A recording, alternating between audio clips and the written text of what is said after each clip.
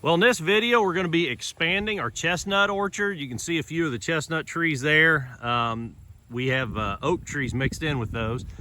So those trees are mature and they've been there for a number of years. This area was essentially a hay field, and we're sort of converting it back to more usefulness for ourselves. The local farmer, of course, you can see the bales are sitting there. He uses this, you know, just sort of maintain the grass, and it wasn't beneficial to wildlife. It's not making us any money, and you know, I'd like to see something that would benefit the wildlife primarily, and then possibly down the road we can make some money off of it. So we will be planting chestnuts, Chinese variety, and also pawpaws, and I'm planting seeds from named cultivars on the pawpaws.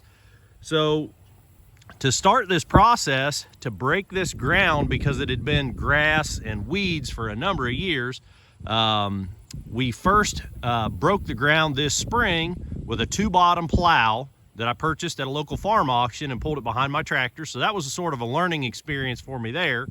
I'll see if I can find some video of that, and I'll insert that here.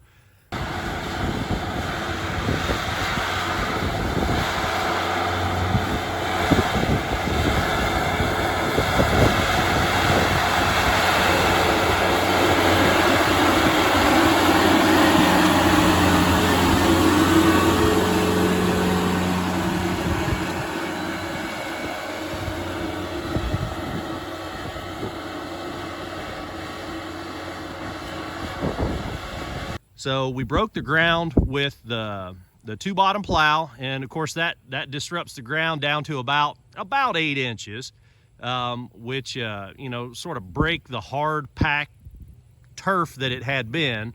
And then throughout the summer, I have been tilling it. After we plowed it, I gave it a few days, and then I ran a disc harrow across it. And that sort of broke it up, and then from there I have tilled it periodically through the summer to just sort of let the weeds sprout and grow, and then till them under and kill them. And then again in a few more weeks, let you know, the weeds would continue to grow, and I would till them under and kill them. So I tilled this a few days ago, and the ground was very wet, so I thought I'd give it a few days to dry out. We've had a lot of sunshine and wind, and the ground dried out a little bit over the last few days. I figure any of those weed seeds that were still left probably have sprouted, and you know, or at least the seed opened up to germinate, and hopefully this last tilling that I just did will have sort of, you know, really hurt or really pulled down the seed load out here from the existing fescue blend that it was. Now I realize that, you know, this was a hay field, primarily fescue. I realized I didn't kill the fescue. You know, there's going to be a persistent amount of it that is just going to be there, and once you have fescue, it's nearly impossible to kill it outright. So hopefully we at least pushed it back to the you know, somewhere to a level that the grass that I will plant today will at least be able to compete and hopefully out-compete the fescue. Again, I realize that's probably impossible, but I'm gonna do what I can within reason. So this, today we'll be planting grass, and we're also gonna try to get the trees in the ground today as well. So the blend that I'm using here, this was seed that my local farm store ordered for me. I'm planting 5 pounds of perennial ryegrass, turf type. I'm gonna put 2 pounds of white Dutch clover and another 5 pounds of creeping red fescue. Now this recipe I got from sort of a variation of Tom Wall's recipe. Tom Wall, of course, from Red Fern Farm. If you've not heard of Tom and Kathy at Red Fern Farm, do yourself a favor and check them out. Red Fern Farm. Extremely knowledgeable people. That's who I'm using a lot of the information that Tom provides to help me to determine my plant spacing, of course the type of cover, you know, ground cover that I'll be using. So tremendous amount of resource there at Red Fern Farm. Check them out. So for now, I just did till this. I'll insert a little clip of that.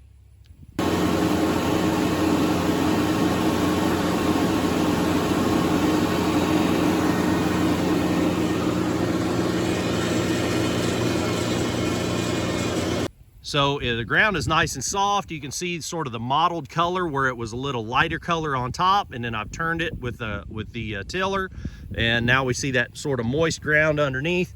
So it is just perfect for planting. This is about the perfect sort of consistency that you want to see out of the dirt. So when you squeeze it, it sort of clumps together but crumbles a little bit easily. So what this is going to do, I'm going to go across here with my little hand seeder. I have planted acres and acres and acres with this little seeder. I'm going to mix the seed up in a bucket, sort of get a homogeneous mix, and I'm going to put a little bit in my seeder, and I'm just going to, you know, broadcast the seed across this. This is about a ½ acre. So I'm going to seed it first, then I'm going to use, I don't know, the golf cart, or maybe I'll go get the tractor again, and I'm going to track this in. I don't have a cultipacker, but I want something to compact the soil, you know, sort of lightly after I plant the seed. So that's what I'm going to do now. I'm going to broadcast seed, and then I'm either going to use the golf cart here or maybe the tractor and just run back and forth and put tire treads down and completely cover all the tilled area here will be tracked down with tires. So I'm going to do that now, and I'll catch you up after the fact. Well, I got all the seed spread. It wouldn't do any good to walk out there because you won't be able to hardly see it. You might see just a few little grains or seeds, whatever you want to call it.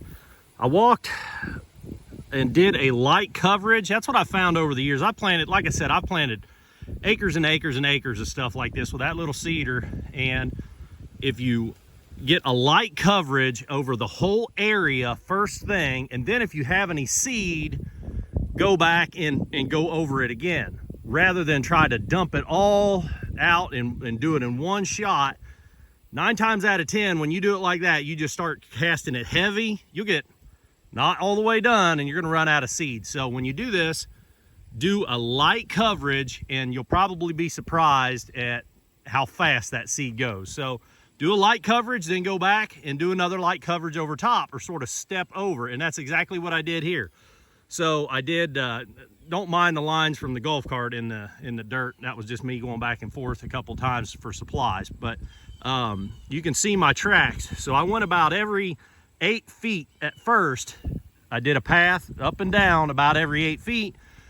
And then I would, you know, I realized I was about halfway through my seed, so then I was able to come back and step over 4 feet and go 8 feet paths again. So about every 4 feet, I've got a path up and down this field. And again, this is about a ½ acre.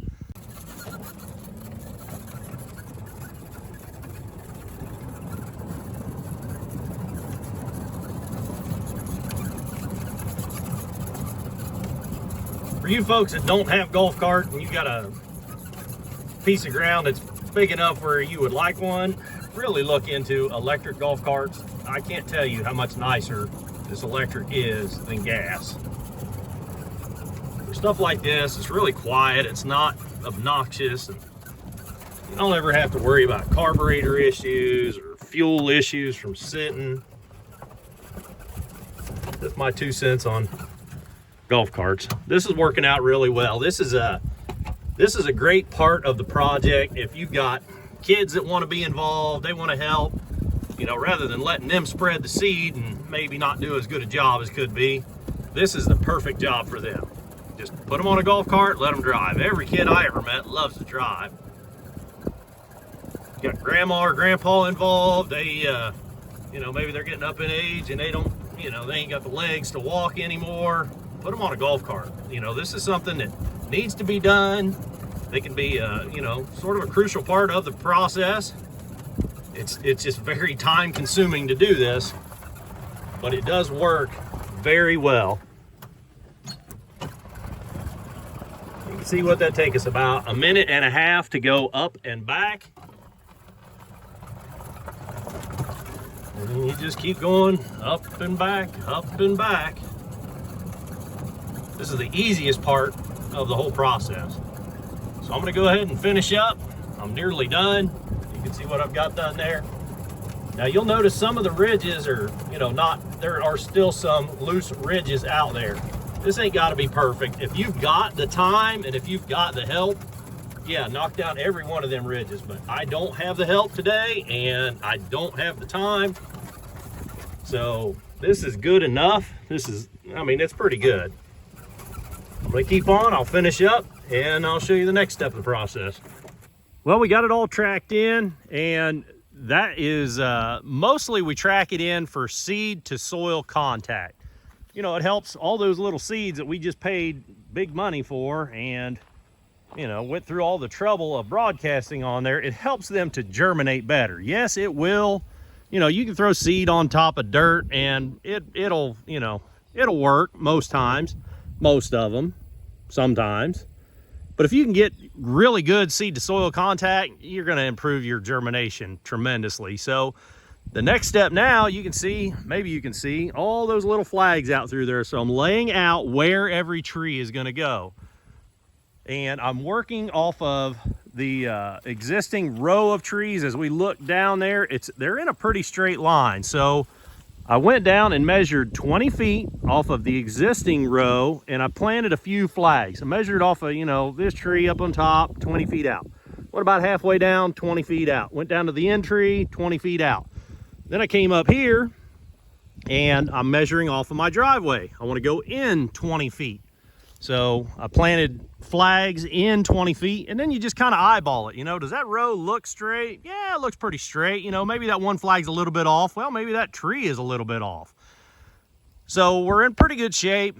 And then I'm using my measuring wheel, and that's another thing that sort of compacting the seed bed does.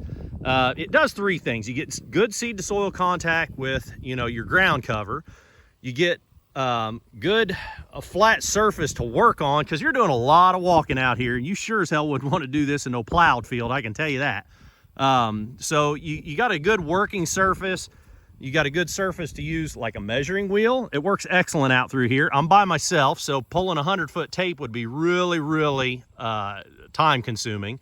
If you got help, pulling 100-foot tape or 50-foot tape would be great. If you got enough help, somebody to help you pull a tape, and then a third person even to eyeball your rows to keep you straight, that would be even better. So if you got help, now's another great time to use them. You don't have to be super able-bodied, but just a decent eye, so grandma and grandpa could get involved, your better half, they could get involved, people that are maybe not as willing to do the hard work of, all the walking, all the digging, all the, other tedious tasks. So anyhow, I'm laying this out now, and I'm going, my row spacing.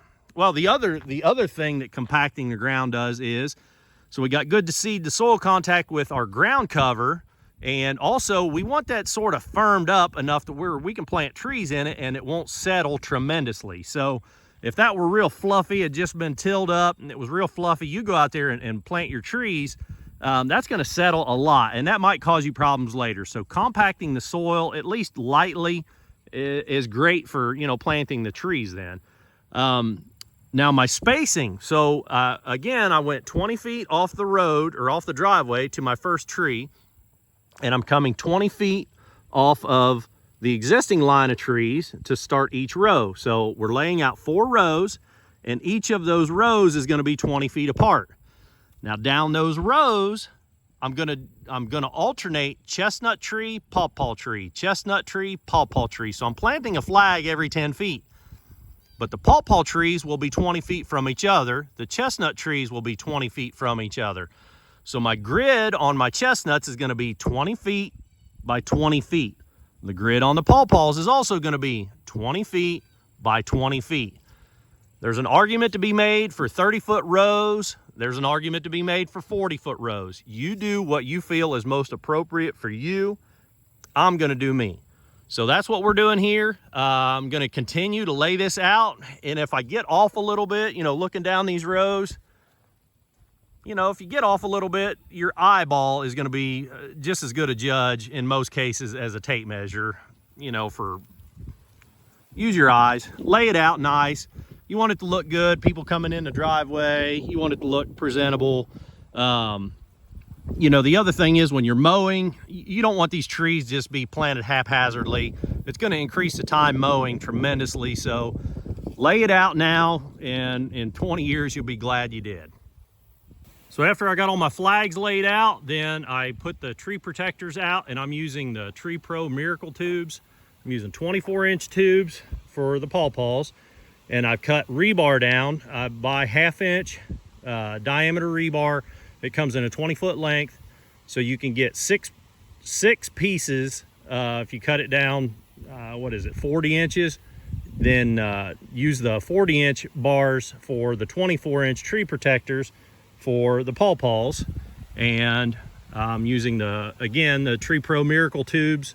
These are the 5-foot or 60-inch for the chestnut trees, and same rebar, and I still get it in the 20-foot lengths, but I cut it down and it makes 3 pieces 80 inches long for those tree protectors. So I've got them all sort of laid out down through here. You can see the wind is blowing some of them around, but that's okay.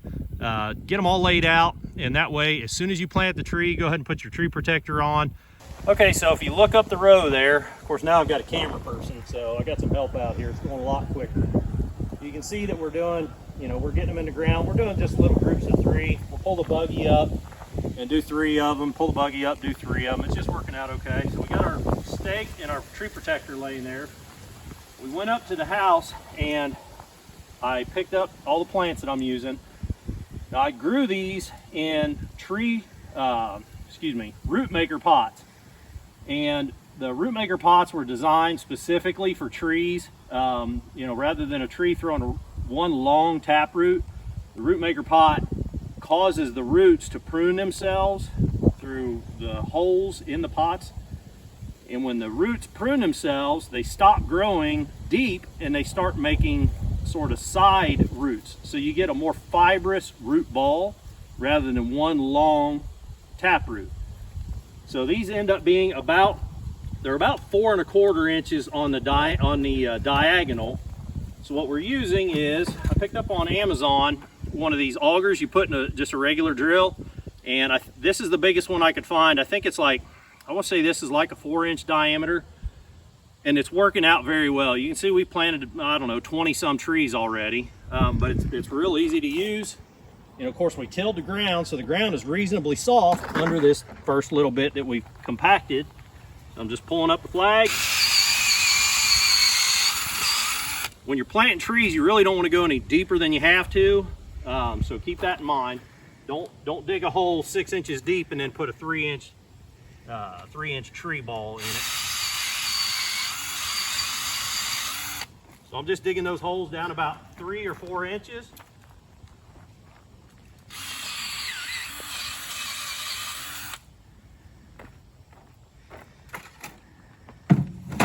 And then we're alternating, so I'll just pull my, and I'm going to kind of pick through some of these are not as good as they could be.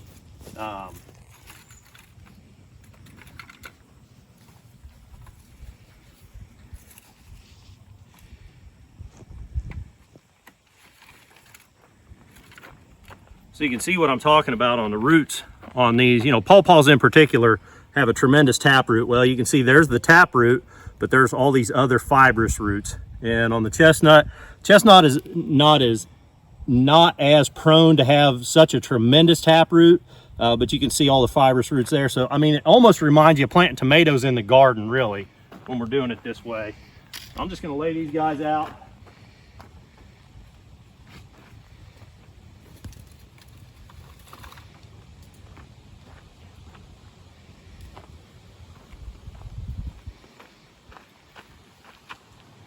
Now this is sort of a dual leader, so when the tree goes dormant, around about December, January, I'll pull these tree protectors off and I'll trim this little side branch off, but I'm not gonna do it now. The tree is gonna experience enough stress just being transplanted. Now I don't wanna go any deeper or shallower than where the trunk of the tree is coming out of the soil now. So I want that soil level to be this soil level. So that looks really good. These root maker pots make planting these trees so much simpler than a big 3-gallon or larger So I'm just going to set all these in the ground.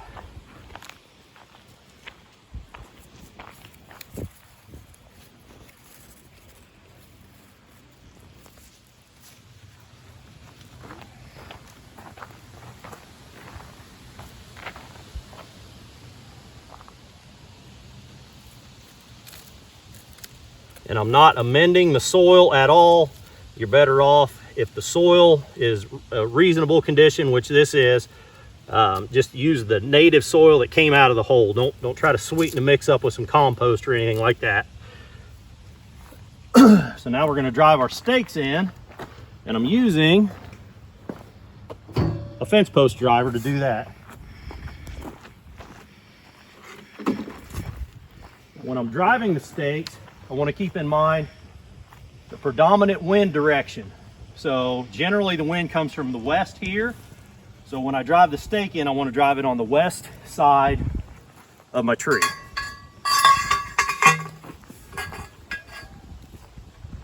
I want to drive it within just a couple inches of the tree.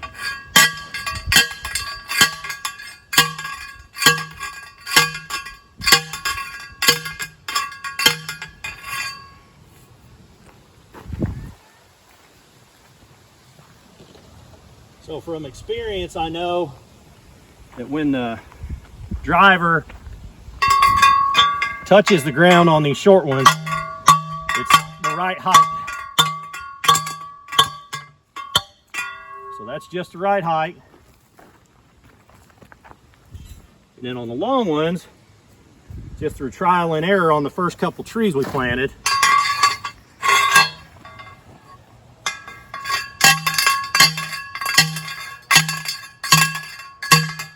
that driver, top of it is about even with my neck.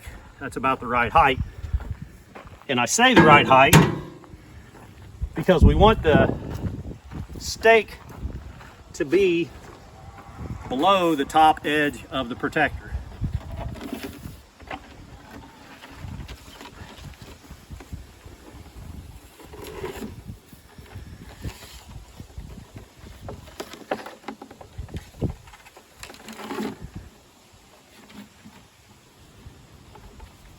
I'm going to kind of work this protector down in the dirt just a little bit to help keep the wind from blowing it around quite so much.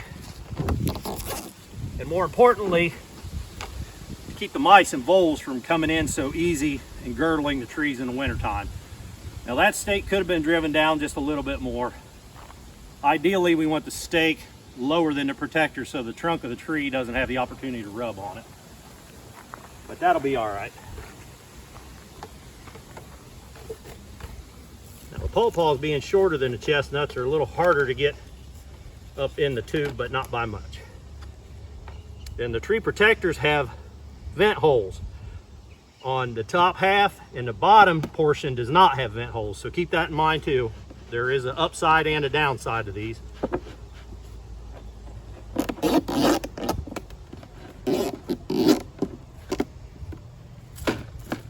And I'm just kicking a little bit of dirt around it, again, to keep the mice out.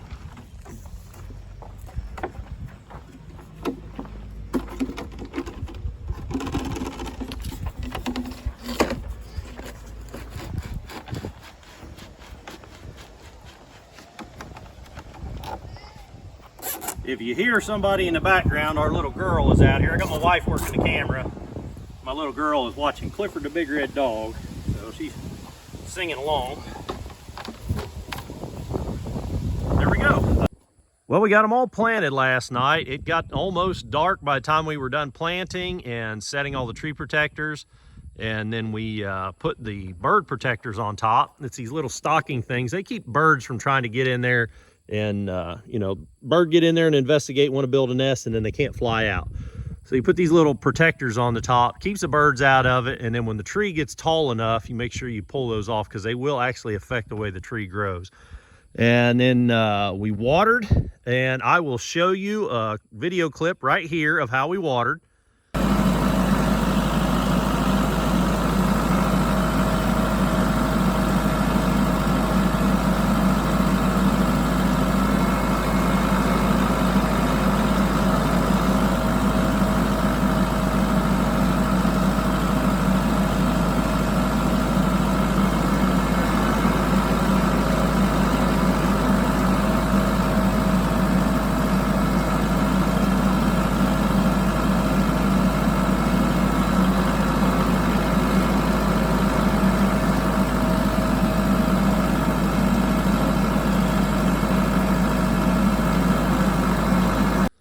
So that worked out very well to water that way. And you can tell the ground is still wet. It's noon the next day and the ground is still wet. So we went up and down these rows and we hit each row 3 times. So they got a real good drink. You can see sort of how it's puddled still around each tree.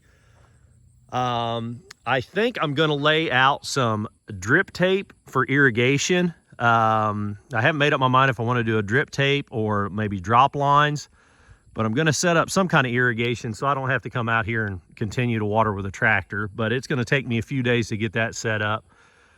These things will need babied for the next couple of years at least. They say a tree can survive pretty much on its own after 5 years. Up until then, you need to maintain it, you know, watering and, you know, sort of just, you treat them like a baby almost for the first couple of years. So we'll make sure we get plenty of rain or I'll supplement water. So there ended up being 47 chestnut trees, or excuse me, 47 pawpaws and 46 chestnut trees out here. So I hope I helped you with this one, guys. If you're curious about, you know, doing a little planting, maybe I gave you some ideas of what to try, what not to try. If you like this video, click thumbs up. If you want to see more, click the subscribe button. Until next time, keep on tinkering.